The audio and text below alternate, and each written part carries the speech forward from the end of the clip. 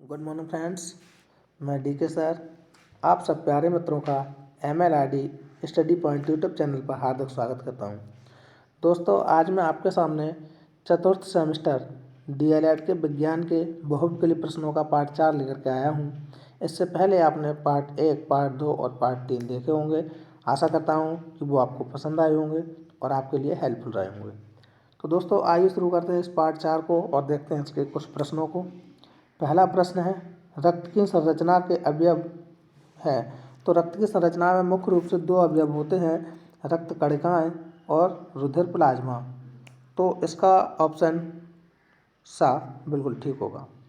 अगला प्रश्न है, रक्त के कार्य हैं। तो दोस्तों, रक्त के कार्य क्या हैं? हार्मोन्स का संवहन करना, मतलब हार्मोन को इधर उधर ले जाना, पोषक पदार्थों का संवहन, पोषक पदार्थों को पूरे शरीर में फैलाना और तापक्रम नियमन। तो दोस्तों, रक्त के ये सभी कार्य होते हैं, इसलिए इसका ऑप्शन सही हो जाएगा डी। भारत में एनीमिया का कारण क्या है? तो भारत में एनीमिया का कारण क्या है? गरीबी, अज्ञानता, गंदा रहन सहन या सभी। तो दोस्तों, गरीबी से भी कुछ लोग इलाज नहीं करा पाते तो एनीमिया होता है। जिन लोगों को रोग के बारे में जानकारी नहीं होती है, अज्ञान होते हैं, उन तब भी एनीमिया बढ़ता है। और गंदा रहन सहन, जैसे नदी नाले या सड़कों पर पानी भर रहता है, तब भी एनीमिया रोग फैल जाता है। तो इसका ऑप्शन नंबर डी सही होगा। अगला प्रश्न है, आरबीसी की जीवन अवधि कम हो जाती है। तो दोस्तों, आरबीसी की जीवन अवधि थैलेसीमिया रोग हो जाने पर कम हो जाती है। अगला प्रश्न है, रक्त का थक्का बनने की प्रक्रिया धीमी हो जाती है। कब? जब हीमोफीलिया नामक रोग हो जाता है। जब हीमोफीलिया नामक रोग हो जाता है तो रक्त के थक्का बनने की धीमी हो जाती है। और आरबीसी की जीवन अवधि कम होती है जब थैलेसीमिया बनता है, थैलेसीमिया रोग होता है। अगला प्रश्न है, डब्ल्यूबीसी कम हो जाती है। तो दोस्तों, डब्ल्यूबीसी कब कम होती है?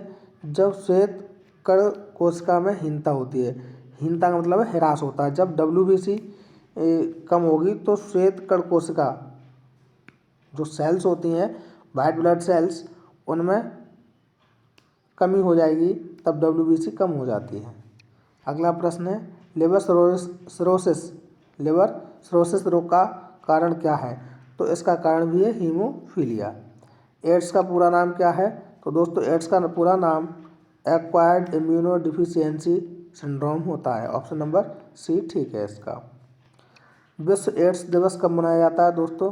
तो ये 1 दिसंबर को मनाया जाता है, विश्व एड्स दिवस। अगला प्रश्न है, सर्वप्रथम एड्स वायरस कब देखा गया? तो सर्वप्रथम एड्स वायरस 1981 में देखा गया था। HIV को प्रभावित करने वाली कोशिका का नाम T4 होता है। T4 HIV से प्रभावित होता है। एड्स की उपचार की औषधि कौन सी होती है? तो एड्स के उपचार की औषधि ज़ाइडोविडाइन होती है, ज़ाइडोविडाइन होती है। एड्स की श्रृंखला जांच के लिए उपयुक्त प्रमुख परीक्षण कौन सा है? तो एलिसा किट परीक्षण एड्स की जांच के लिए किया जाता है। अगला प्रश्न है, एड्स से बचने हेतु सावधानियां क्या हैं? तो शिक्षा द्वारा सुरक्षित स्त्री सहवास, कंडोम की व्यवस्था व सही उपयोग, सुरक्षित रक्त संचार। तो दोस्तों, अगर हम ये सभी उपाय अपनाएंगे तो हम एड्स से बच सकते हैं, इसलिए इसका ऑप्शन हो जाएगा डी। अगला प्रश्न है, 1984 में किस वैज्ञानिक ने HIV का आविष्कार किया? तो दोस्तों, 1984 में HIV का आविष्कार करने वाले रॉबर्ट सी गैलो थे। किस सेल को पुनः आवेशित किया जा सकता है? तो दोस्तों, इसके बारे में बताया था, जो शीशा संचालक सेल होते हैं, जो अपने मोबाइल की बैटरी होती है, उन्हें पुनः आवेशित या दोबारा चार्ज कर सकते हैं। अगला प्रश्न है, प्राथमिक उपचारक में कौन कौन से गुण होने चाहिए? क्रिया में तत्पर तथा निपुण होना चाहिए, बिल्कुल ठीक बात है। मधुर स्वभाव वाला, साधन संपन्न करने वाला होना चाहिए, कुशल और सहनशील होना चाहिए। तो उसमें ये सभी के सभी गुण पाए जाने चाहिए जो प्राथमिक उपचारक होता है।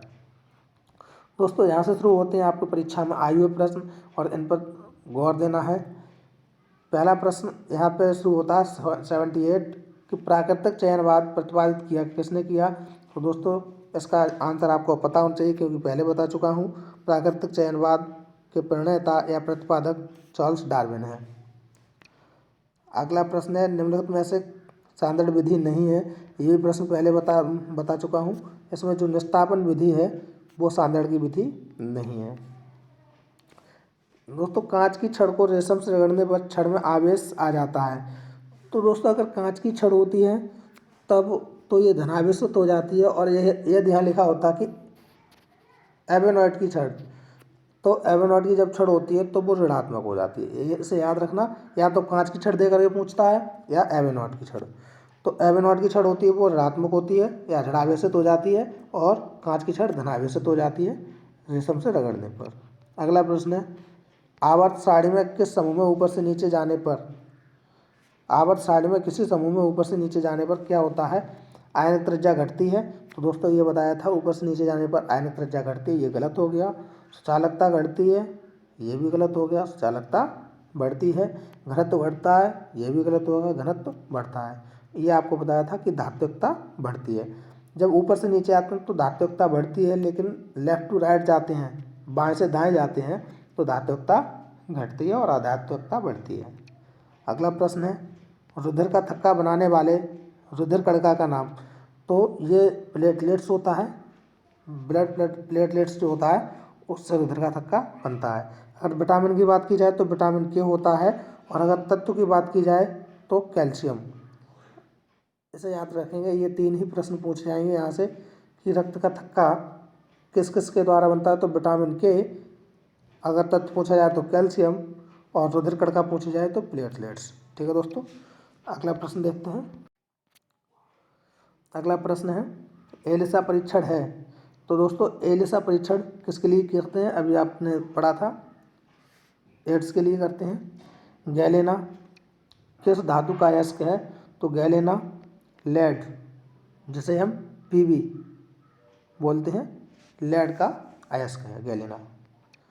वातावरण और जीवधारियों के पारस्परिक संबंधों में क्या बनता है?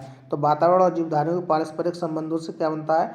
तो इसे कहते हैं पारिस्थितिकी तंत्र कहते हैं। इसका ऑप्शन नंबर बी ठीक होगा। ठीक है दोस्तों, अगला प्रश्न देखते हैं, शुष्क सेल में किस पदार्थ की छड़ एनोड का कार्य करती है? तो ये भी प्रश्न आप पहले पढ़ चुके हैं, कार्बन की। रुधिर का थक्का बनाने वाली रुधिर कणिका का नाम क्या है? तो वो दोस्तों कई बार रिपीट हुआ है, तो ऐसे प्रश्नों पर ध्यान देना है। तो रुधिर का थक्का बनाने वाली रुधिर कणिका का नाम प्लेटलेट्स है। निम्नलिखित में से दिष्ट धारा का प्रयोग करते हैं। दिष्ट धारा का किस में प्रयोग करते हैं? तो पंखा में प्रत्यावर्ती धारा होती है। टीवी में प्रत्यावर्ती धारा होती है। कूलर में भी प्रत्यावर्ती धारा होती है। तो दिष्ट धारा का जो यूज होता है वो किस में होता है? टार्च में होता है। अगला प्रश्न है दोस्तों, पौधों एवं जंतुओं के बीच की कड़ी क्या है? तो पौधे और जंतुओं के बीच की कड़ी को युगलीना कहते हैं। ठीक है दोस्तों, अगला प्रश्न है, चुंबकीय पदार्थ है। तो चुंबकीय पदार्थ कौन सा है? सब जानते हैं, लोहा चुंबकीय पदार्थ है। अगला प्रश्न, लाल रक्त कणिकाओं का निर्माण होता है। तो दोस्तों लाल रक्त कणिकाओं का निर्माण अस्थिमज्जा में होता है। और अगला और आज का अंतिम प्रश्न है, विद्युत बल्ब में तंतु किस धातु का बना होता है?